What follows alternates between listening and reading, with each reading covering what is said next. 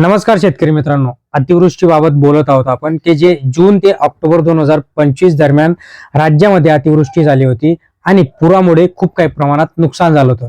आता याच्यामध्ये राज्य सरकारने 4,06,430 हेक्टर क्षेत्रावरील बाधित शेती पिकासाठी 482,10,69,000 रुपयांना मंजुरी दिली आहे. आता राज्य सरकारने याबाबतचा शासन निर्णय देखील मंगळवारी जारी केला आहे. या दरम्यान 2 हेक्टरच्या मर्यादेमध्ये नुकसानग्रस्त शेतकऱ्यांना मदत देण्याबाबत किंवा त्या संदर्भातील प्रस्ताव राज्य सरकारने मांडलाय आणि तो स्पष्ट देखील केलाय.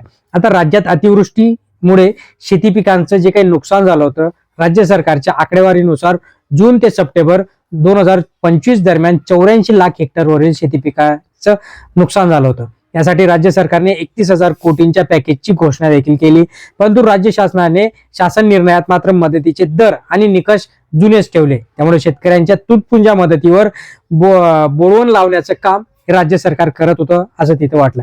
आता नागपूर विभागाचा जर विचार केला तर नागपूर विभागामध्ये राज्य सरकारने 0 ते 2 हेक्टरच्या मर्यादेसाठी नागपूर विभागातील 5 जिल्ह्यांसाठी 209 कोटी रुपये मंजूर केले. यामध्ये चंद्रपूर जिल्ह्यासाठी 28,98,55,000 रुपयांची मदत मंजूर केली. तर नागपूर जिल्ह्यासाठी ऑक्टोबर मध्ये झालेल्या अवकाळी पावसामुळे 17 कोटी रुपयांची मदत जारी केली.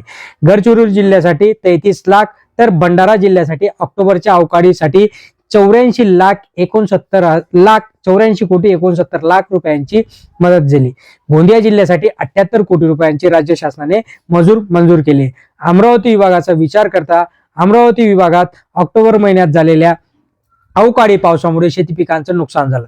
त्यामुळे यवतमाळ जिल्ह्यासाठी 8,12,01,000 रुपयांचा निधी वाटप करण्यास मान्यता देण्यात आली. आता राज्य सरकारने अद्यापही ही जी काही रक्कम आहे किंवा या संदर्भातील जी की प्रस्ताव पाहिजे होता तो केंद्र सरकारला पाठवलेला नाहीये. अतिवृष्टीबाबत मदतीसाठीचे प्रस्ताव पुणे विभागातील 3 जिल्ह्यांचा विचार केला तर कोल्हापूर, पुणे आणि सांगली जिल्ह्यातील ऑक्टोबर महिन्यात झालेल्या अवकाळीमुळे 11,90,16,000 रुपयांच्या वितरणास मंजूर देण्यात आली.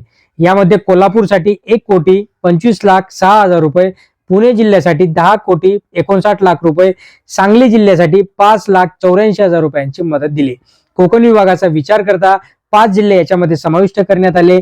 कोकण विभागासाठी ऑक्टोबर महिन्यातील नुकसानीसाठी 48,59,00,000 रुपयांचा मंजूर करण्यात आले. त्यानंतर ठाणे जिल्ह्यासाठी 16 कोटी रुपये मंजूर करण्यात आले. पालघर जिल्ह्यासाठी 9 कोटी रुपये मंजूर करण्यात आले. रायगड जिल्ह्यासाठी 14 कोटी रुपये होते, तर रत्नागिरी जिल्ह्यासाठी 3 कोटी रुपये होते. सिंधुदुर्ग जिल्ह्याचा विचार करता 4,68,00,000 रुपये 69,000 एवढे मंजूर करण्यात आले.